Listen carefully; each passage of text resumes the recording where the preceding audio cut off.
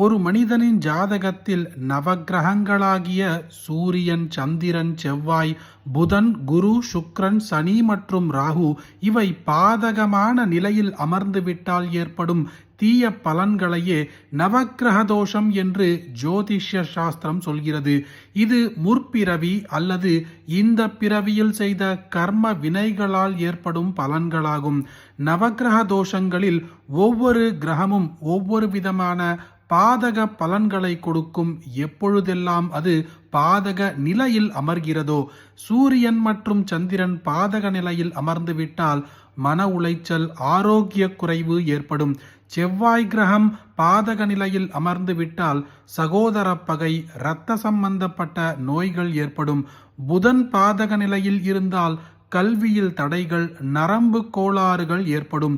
குரு பாதக நிலையில் அமைந்துவிட்டால் பண நெருக்கடி, புத்திரபாகியம் இல்லாமை போன்றவை ஏற்படும்.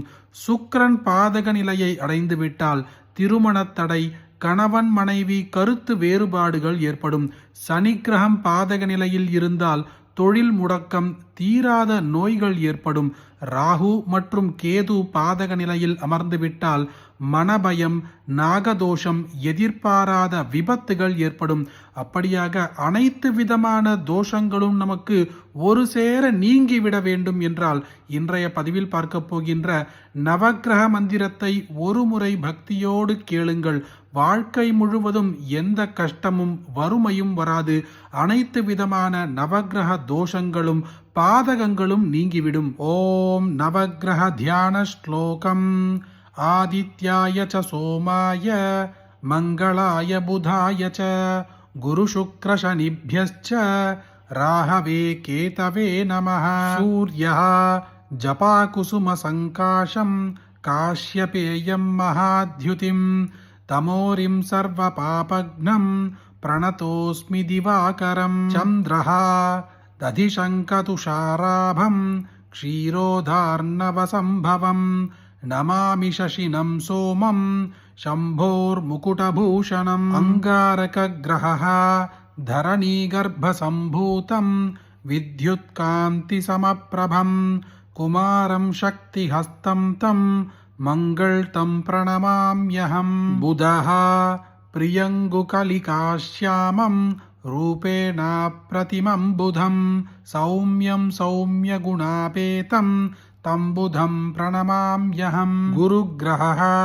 தேவானாம் ச ருஷீனாம் ச குரும் காச்சன சந்நிபம் புத்திமந்திரம் த்ரிலோகேஷம் தம் நமாமி ப்ருஹஸ்பதிம். சுக்ரக்கிரஹः ஹிமகுந்தம்ருணால்தாபம் தைத்யானாம் பரமம் குரும் சர்வசாஸ்திர பிரவக்தாரம் பார்கவம் பிரணமாம்யஹம். சனிக்கிரஹः நீலாஞ்சனசமாபாசம் ரவிபுத்திரம் யமாக்ரஜம் ಛಾಯಾಮಾರ್ತಾಂಡಸಂಭೂತಂ ತಂ ನಮಾಮಿ ಶನೈಶ್ಚರಂ. ರಾಹುಗ್ರಹಃ ಅರ್ಧಕಾಯಂ ಮಹಾವೀರಂ ಚಂದ್ರಾದಿತ್ಯವಿಮರ್ಧನಂ ಸಿಂಹಿಕಾಗರ್ಭಸಂಭೂತಂ ತಂ ರಾಹುಂ ಪ್ರಣಮಾಮ್ಯಹಂ. ಕೇತುಗ್ರಹಃ ಪಲಾಶಪುಷ್ಪಸಂಕಾಶಂ ತಾರಕಾಗ್ರಹಮಸ್ತಕಂ ರೌದ್ರಂ ರೌದ್ರಾತ್ಮಕಂ ಘೋರಂ தம் கேதும் பிரணமாம்யஹம். ஃபலஸ்ருதி இதி வியாசமுகோத்கீதம் யப்படேத் சுசமாஹிதः திவா வா யதி வா ராத்ரௌ விக்னசாந்திர்பவிஷ்யதி. நரநாரீ நృపాணாம் ச பவேத் துஸ்வப்னநாசனம் ஐஸ்வர்யமதுலம் தேஷாம் ஆரோக்கியம் புஷ்டிவர்தனம். கிரகநக்ஷத்ரஜாபீடா தஸ்கராக்னிசமுத்பவாः தாः சர்வாः பிரசமம் யாந்தி வியாசோ ப்ரூதேன சம்சயः. ஒவ்வொருவருடைய ஜாதகத்திலும் நவக்கிரகங்கள் அவரவர் பூர்வ புண்ணியத்தின்படி அமைந்திருக்கும்.